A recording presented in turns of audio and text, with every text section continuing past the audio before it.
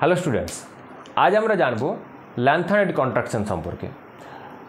তার আগে ল্যান্থানাইড মৌল কারা জানতে হবে। ল্যান্থানাইড মৌল দেখো, মডার্ন পিরিয়ড টেবিলে আমরা দেখেছি যে 6 নম্বর পর্যায়ে 3 নম্বর শ্রেণীতে ল্যান্থানাম আছে, যার অ্যাটমিক নাম্বার হচ্ছে 57। তো ল্যান্থানাম 57। এবার এই ল্যান্থানামের ঘরেই 58 থেকে 71 অর্থাৎ সেরিয়াম থেকে লুটেসিয়াম এই 14টা মৌলকে রাখা আছে। এই ল্যান্থানামের ঘরে 14টা মৌলকে রাখা আছে বলেই এদেরকে বলা হয় ল্যান্থানয়েড। আবার এগুলোকে আমরা এ ব্লক মৌল বলি। কেন এ ব্লক মৌল বলি? অলরেডি আমরা ব্লক ডিস্ট্রিবিউশন শিখেছি আগেই, কিন্তু তাও একটু কুইক বলে নিই যে জাস্ট কী করবো, আমরা ইলেকট্রন বিন্যাস করব। সেই কোনো একটা মৌল কোন ব্লকে বিলং করছে সেটা জানার জন্য ইলেকট্রন বিন্যাস করবো। ইলেকট্রন বিন্যাস করে যদি দেখা যায় যে লাস্ট ইলেকট্রন এসে ঢুকছে তাহলে এস ব্লক, যদি পি সাবসেলে বা পি অরবিটাল ঢুকছে তাহলে পি ব্লক, ডিতে ঢুকলে ডি ব্লক, এফে ঢুকলে এ ব্লক। তো স্বাভাবিক সেরিয়াম থেকে যদি আমরা লুটেসিয়াম প্রত্যেকের ইলেকট্রন বিন্যাস দেখি, দেখবো যে লাস্ট ইলেকট্রন ঢুকছে এফ সাবসেলে বা এফ অরবিটালে। তার জন্য এদেরকে আমরা বলি এ ব্লক। বেশ, এ ব্লক মৌল হয়ে গেল। এবার আসা যাক কন্ট্রাকশনের গল্পে। কি কন্ট্রাকশন? আর ল্যান্থানয়েড কন্ট্রাকশন, অর্থাৎ যে ল্যান্থানয়েড মৌলগুলো অর্থাৎ সেরিয়াম থেকে যত লুটেসিয়ামের দিকে যাবো, এদের সাইজ কী হয়, ক্রমশ ছোটো হতে থাকে। তাহলে সাইজ আসলে কি? অ্যাটমিক সাইজ বলতে কী বোঝায়? অ্যাটমিক সাইজ যদি থিওরিটিক্যালি বলা হয় তাহলে হচ্ছে এই যে নিউক্লিয়াস থেকে বাইরের কক্ষের যে ইলেকট্রনের ডিস্টেন্স, সেইটাই হচ্ছে আমার অ্যাটমিক রেডিয়াস। আবার অ্যাটমিক রেডিয়াসের উপর ডিপেন্ড করছে অ্যাটমিক সাইজ। অ্যাটমিক রেডিয়াস যদি বড় হয়, সাইজ বড় হবে। এবার তাহলে এখানে যেহেতু বলা হয়েছে কন্ট্রাকশন, অর্থাৎ সেরিয়াম থেকে লুটেসিয়াম গেলে সাইজ ক্রমশ কন্ট্রাক্ট বা ছোটো হচ্ছে, তার মানে এই নিউক্লিয়াস থেকে বাইরের কক্ষের ডিস্টেন্স ধীরে ধীরে কমছে।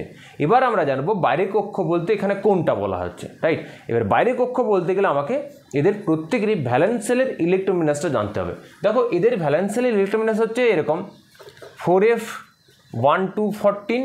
আচ্ছা, আমি আগে আব্বা প্রিন্সিপাল অনুযায়ী যেমন করা হয় সেভাবে করি। আগে লিখি 6s2 4f1 2 14 অ্যান্ড 5d0 2 1। এখন এইটা আমরা ইলেকট্রন বিন্যাস করার সময় এভাবে লিখি, এই আব্বা প্রিন্সিপালের সাহায্যে এভাবে লিখি।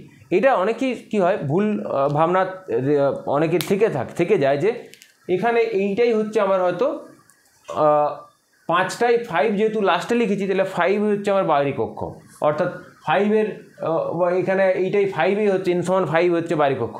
আসলে তা নয়। এইটা লেখা হয় কীভাবে না, এনার্জি ওয়াইজ, অর্থাৎ কীভাবে ইলেকট্রন ফিল আপ হচ্ছে সেটা আব্বা প্রিন্সিপাল বলে যে lower energy orbital filled up first. তো এনার্জি ওয়াইজ এর সবচেয়ে কম, তারপর এর, তারপর 5d, তার জন্য এখানে আগে ভরতে, তারপর এখানে ভরতে, তারপর এখানে ভরতে। তার মানে এই নয় যে এদের বাইরের কক্ষ 5d, মোটেই না। এটা আগেই মাথা থেকে হাঁটাও। এখানে বাইরের কক্ষ বলতে আমরা শুধু বোঝার জন্য কোনো রকম বেশি বুদ্ধির দরকার নেই, আমরা শুধু দেখব হাইয়েস্ট এন ভ্যালু। আমি যা ইলেকট্রন বিন্যাসটা করেছি সেখানে হাইয়েস্ট এন ভ্যালু কত? 6। এই অর্থাৎ প্রিন্সিপাল কোয়ান্টাম নাম্বার আমরা বোর্ড থিওরিতেই পড়েছি 1 2 3 4 5 6 করে। তাহলে ধরা যাক এখানে কী আছে, এটা 1 2 3 4 5 আর এটা হচ্ছে 6। তাহলে এরকম যদি আমরা এটা 1 2 3 4 5 এটা ধরা যাক n=6, তাহলে নিউক্লিয়াস থেকে এই 6 নম্বর কক্ষের যে ডিস্টেন্স সেটাই ঠিক করবে অ্যাটমিক সাইজ। তাহলে আমরা এটা যদি এইভাবে সাজিয়ে লিখে নিই তাহলে আমাদের বুঝতে সুবিধা হবে। তাহলে আমরা atomic quantum principal quantum wise সাজাবো। দেখো 4f আগে 4 লিখবো, তারপর 5 লিখবো, তারপরে 6s2 লিখবো। এইটা প্রথমে লেখা হয় না, অনেক সাধারণত লেখা হয় না, লিখি না আমরা। কেন? হয়তো তার কারণ হচ্ছে আমাদের এইভাবে ইলেকট্রন বিন্যাস করার অভ্যাস, তো তাহলে আমাদের এইভাবে লিখতে গেলে ভুল হয়ে যেতে পারে। তাহলে আমরা আগে এইভাবে লিখে নেব, তারপরে আমরা বাইরের কক্ষটা আইডেন্টিফাই করে নেব। তাহলে এটা ক্লিয়ার যে 58 থেকে 71 প্রত্যেকেরই বাইরের কক্ষ হচ্ছে 6। প্রত্যেকেরই বাইরের কক্ষ হচ্ছে 6, অর্থাৎ এটা নিউক্লিয়াস। এইটা ধরা যাক n=6, রাইট? মাঝে 1 2 3 4 5 সব আছে। এবার কন্ট্রাকশনের প্রশ্নে আসা যাক। এবার এই ডিস্টেন্স, তাহলে বলা গেলো এই নিউক্লিয়াস থেকে 6 নম্বর কক্ষের যে ডিস্টেন্স সেটা যদি কমা বাড়া হয় তাহলে কী হবে? সাইজও হ্রাস বৃদ্ধি হবে। বেশ, এবার কন্ট্রাকশন কেন হচ্ছে সেটা বুঝতে গেলে আমাদেরকে এই ইলেকট্রন বিন্যাসটাকে একটু ভালো করে লক্ষ্য করতে হবে। দেখো, প্রত্যেকেরই বাইরে 6s-এ 2টো ইলেকট্রন ফিক্সড। এরই প্রত্যেকেরই 6s-এ 2টো ইলেকট্রন ফিক্সড, অর্থাৎ নিউক্লিয়াস থেকে আমরা দেখব 6s-এর যে 2টো ডিস্টেন্স সেইটা হচ্ছে অ্যাটমিক রেডিয়াস। এবার যদি আমরা দেখি সেরিয়াম থেকে লুটেসিয়াম পরপর দেখি, তাহলে আমরা কি দেখব? দেখব যে লাস্ট ইলেকট্রন কোথায় ঢুকছে? এই নিউক্লিয়াস আর 6s এর মাঝে কারা আছে, আমি ভ্যালেন্স শেলটা শুধু লিখছি, কি আছে 4f আছে, 5d আছে, 4f আছে, 5d আছে, তার আগেও 1s 2s করে সবাই আছে, তো সেটা তো সবার জন্য একই, তো তার আলাদা করার দরকার নেই, মানে যে প্রত্যেকটা ল্যান্থার্নের মৌলের ক্ষেত্রেই এই 4f এর নিচে যত ইলেকট্রন আছে সব ইলেকট্রনটা একই, তো আলাদা করে ওর কোনো এক্সট্রা ইফেক্ট নেই। এবার ইলেকট্রন ঢুকছে কোথায় না এইখানে 1 2 3 করে 14 অবধি, 1 2 3 করে ইলেকট্রন ঢুকছে 14-এ। এবার আমরা লাস্ট ক্লাসে আমরা দেখি যে স্ক্রিনিং বা শিল্ডিং বা আবরণী প্রভাব যেটা বলা হয়, তাহলে ভেবে দেখো এই নিউক্লিয়াস আর এই বাইরের কক্ষ 6 এর মাঝে আছে 4f, এখানে যত ইলেকট্রন ঢুকবে, একটা অরবিটালে যত বেশি ইলেকট্রন ঢুকতে থাকে তার স্ক্রিনিং পাওয়ার বাড়তে থাকে। স্ক্রিনিং কি, স্ক্রিনিং আমরা লাস্ট ক্লাসে পড়েছি, আমি খুব ডিটেলসে যাচ্ছি না। স্ক্রিনিং মিনস এই 4f এর একটা ক্ষমতা আছে এই 6s এর ইলেকট্রনকে নিউক্লিয়াসের আকর্ষণ থেকে আড়াল করা। আমি সেই একটা চুম্বক আর লোহার পেরেকের কথা বলেছিলাম, যে একটা চুম্বক আর লোহার পেরেকের মাঝে যদি একটা পর্দা আমরা রেখে দিই, তাহলে কি হয়, ওই চুম্বকটার তার কার্যকরী আকর্ষণ ক্ষমতাটা কমে যায়, ইফেক্টিভ অ্যাট্রাকশন ফোর্সটা কমে যায়। যদি পর্দাটা হাটিয়ে দেওয়া হয় তো তুলনামূলক আরও বেশি আকর্ষণ করবে। তার মানে ওই যে স্ক্রিন বা পর্দাটা কী করছে, ওই পেরেকটাকে ওই চুম্বকের আকর্ষণ থেকে কিছুটা আড়াল করছে, অর্থাৎ কিছুটা কমিয়ে দিচ্ছে, ইফেক্টিভনেসটা কমিয়ে দিচ্ছে, এটাকে বলে স্ক্রিনিং। এবার হ্যাঁ, ডেফিনেটলি কতটা কমাবে সেটা ডিপেন্ড করে ওই পর্দাটা কীরকম। যদি খুব মোটা পর্দা হয় তাহলে স্ক্রিনিং অনেক বেশি হবে, অনেক বেশি হ্রাস পেয়ে যাবে তার ইফেক্টিভ অ্যাট্রাকশন ফোর্সটা চুম্বকটার। যদি পাতলা পর্দা হয় তুলনামূলক কমবে, এটা বোঝা যাচ্ছে। এবার সেটা তো স্ক্রিনিং পাওয়ার উপর আমরা দেখেছি, সেটা স্ক্রিনিং পাওয়ার উপর ডিপেন্ড করে। সিমিলারলি এই নিউক্লিয়াস হচ্ছে পজিটিভলি চার্জ, এখানে প্রোটন আছে, এখানে ইলেকট্রন হচ্ছে নেগেটিভলি চার্জ। তো প্রোটন এই নিউক্লিয়াস ইলেকট্রনকে আকর্ষণ করবে, এর মধ্যে কোনো অবাক হওয়ার কিছু নেই, তো স্বাভাবিক এই নিউক্লিয়াস একে ইলেকট্রনকে আকর্ষণ করবে। এবার নিউক্লিয়াসের ইলেকট্রনের মধ্যে আকর্ষণের মধ্যে বাধাকে এদের আকর্ষণ করার মধ্যে বাধা সৃষ্টি করছে কারা বা স্ক্রিন করছে কারা না, এর মাঝে যে অরবিটালগুলো আছে, হ্যাঁ 4f এর নিচেও অনেক অরবিটাল আছে, তারাও স্ক্রিনিং করছে, কিন্তু আমার এখানে যেহেতু তুলনামূলক আলোচনা করছি, তাহলে এদের প্রত্যেকের ক্ষেত্রেই ওই 4f এর নিচে যে স্ক্রিনিং গল্পটা সেম, তাহলে ওদের জন্য আলাদা করে ইফেক্ট কিছু পড়বে না।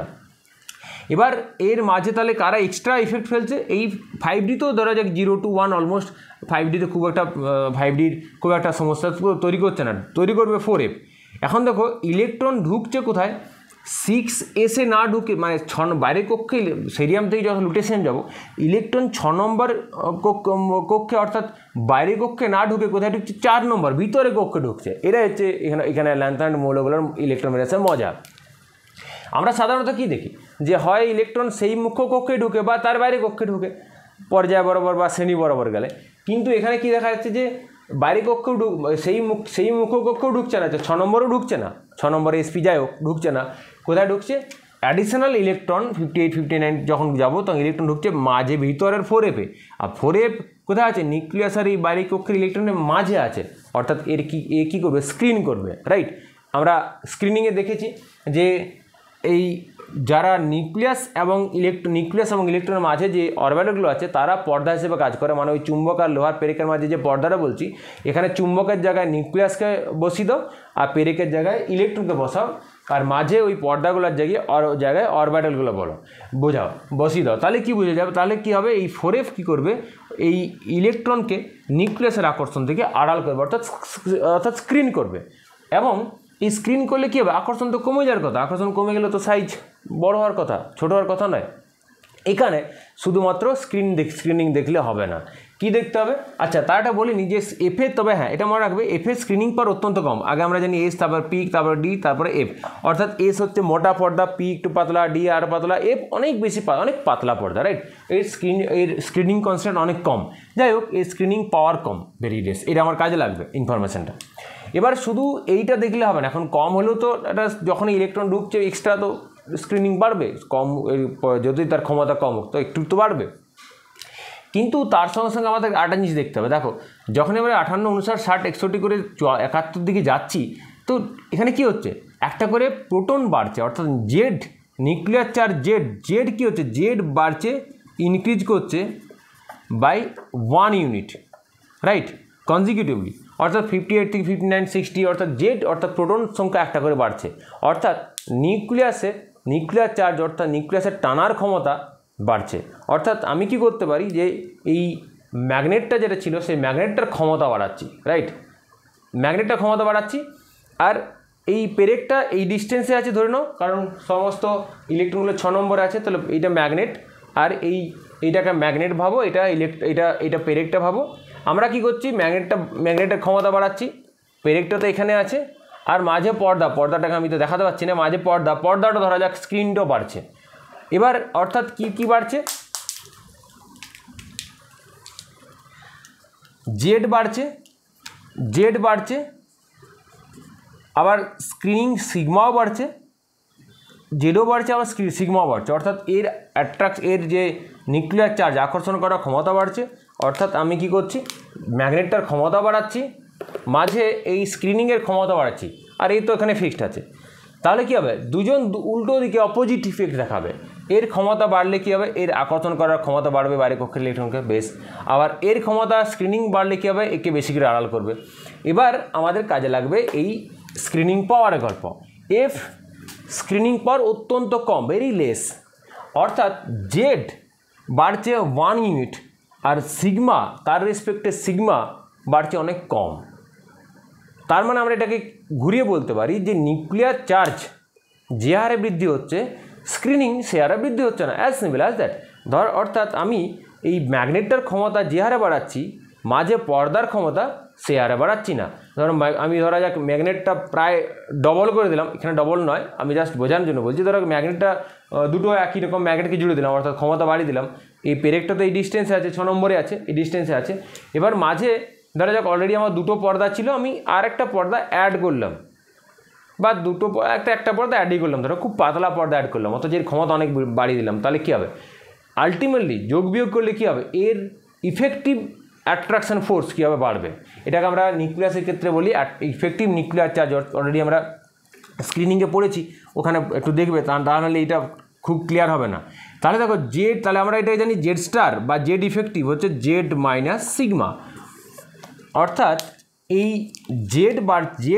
জেড যদি বেশি বৃদ্ধি হচ্ছে, জেড বাড়ছে বেশি হারে, সেই হারে সিগমা বাড়ছে না। তাহলে ওভারঅল এই জেড স্টার কী হচ্ছে, ওভারঅল বা জেড ইফেক্টিভ ওভারঅল বাড়ছে। অর্থাৎ ইফেক্টিভ নিউক্লিয়ার চার্জ ধীরে ধীরে বাড়ছে। ইফেক্টিভ নিউক্লিয়ার চার্জেই ঠিক করবে আসলে এই অ্যাট্রাকশানটা বাইরের কক্ষের প্রতি বাড়বে কি কমবে। এই ইফেক্টিভিটি কি আমি স্ক্রিনিংয়ে বলেছি, তা আমি এক লাইনে বলে দিই। ইফেক্টিভিটি বলতে বোঝায়, ধরা যাক তুমি 100 টাকা রোজগার করেছো আর 40 টাকা খরচ করেছো, বাড়িতে ইফেক্টিভলি পৌঁছাচ্ছ 60 টাকা। তো কত টাকা বাড়িতে পৌঁছাচ্ছ সেটা হচ্ছে বড়ো কথা।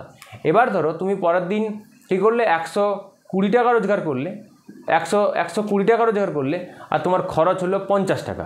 তাহলে ইফেক্টিভলি বাড়িতে কত পৌঁছাচ্ছে, 70 টাকা। তাহলে আমরা কী দেখবো, সবসময় বাড়িতে ক টাকা তুমি দিচ্ছ, পৌঁছাচ্ছ, বাড়ি অবধি নিয়ে পৌঁছাচ্ছ, সেইটা হচ্ছে ইফেক্টিভ। আর যেটা তুমি ইনকাম বাড়াচ্ছ সেটা তোমার জেড বাড়ছে, আর খরচ যেটা বাড়াচ্ছে সেটা হচ্ছে সিগমা। এবার ইনকামের সঙ্গে খরচ, যদি ইনকাম বাড়ছে খরচও বাড়ছে, ডেফিনেটলি দুটো দেখো, জেড বাড়ছে সিগমাও বাড়ছে, ইনকাম বাড়ছে খরচও বাড়ছে। এবার দেখতে হবে কোনটা বেশি বৃদ্ধি হচ্ছে। যদি ইনকামের তুলনায় ইনকাম বেশি বৃদ্ধি হয়, খরচ কম বৃদ্ধি হয়, তাহলে ওভারঅল তোমার জমা বেশি হবে। আর যদি উল্টোটা হয়ে যায়, তাহলে স্বাভাবিক বুঝতে পারছো কী হবে। তো এখানে সেই ঘটনা ঘটে যে নিউক্লিয়ার চার্জ যে হারে বাড়ছে সে হারে স্ক্রিনিং বাড়ছে না, কারণ স্ক্রিন করছে অ্যাডিশনাল স্ক্রিনটা কী করছে 4F, ওর তো স্ক্রিনিং পাওয়ার অত্যন্ত কম। তাহলে জেড বৃদ্ধির হারের সঙ্গে সিগমা বৃদ্ধি সেই হারে হচ্ছে না, কম হারে হচ্ছে। তাহলে ইফেক্টিভ অ্যাট্রাকশন ফোর্স বা ইফেক্টিভ নিউক্লিয়ার চার্জ কার নিউক্লিয়াসের ক্রমশ 58 থেকে 71-এ বাড়ছে। তার জন্য এই নিউক্লিয়াসের এই কক্ষটাকে টানার ক্ষমতা বাড়ছে, অর্থাৎ এই ডিস্টেন্স ধীরে ধীরে কী হচ্ছে, কমে আসছে, অর্থাৎ কন্ট্রাক্ট করছে। এই জন্য আমরা বলি যে সেরিয়াম থেকে লুটেসিয়াম গেলে সাইজ ধীরে ধীরে ছোটো হয়, এবং এটা যেহেতু ল্যান্থনয়েড মৌলগুলোর ক্ষেত্রে দেখা যায়, এই জন্য কে বলা হয় ল্যান্থনয়েড কন্ট্রাকশন। ওকে।